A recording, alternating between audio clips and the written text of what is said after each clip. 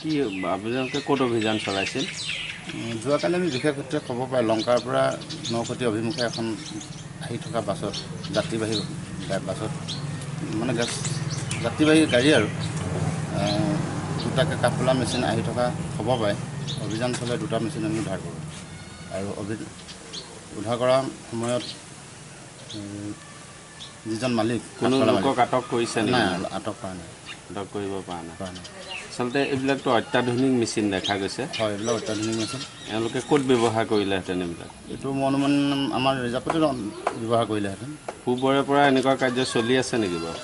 চলি আছে। আগতেও মই এটা মেচিন জব্দ কৰিছোঁ 13/5/2019। সেইটো অলৰেডি অফিচত জনোৱা হৈছে আৰু যোৱাকালি মই 2টা মেচিন জব্দ কৰিছোঁ যাত্ৰীবাহী গাড়ীৰ পৰা। এই অঞ্চলত বিশেষভাৱে শুনিবলৈ পোৱা যায় মানে যিবিলাক কাঠ তক্তা এইবিলাক বিশেষভাৱে ইয়াৰ পৰা গৈ থাকে লংকালৈ। এই ক্ষেত্ৰত এওঁলোকে এই মেচিনৰ গৰাকীসকলে এইবিলাক কাম কৰি আছে নেকি বাৰু? হয়, তেওঁলোকে কৰি আছে বুলি অনুমান হয় আৰু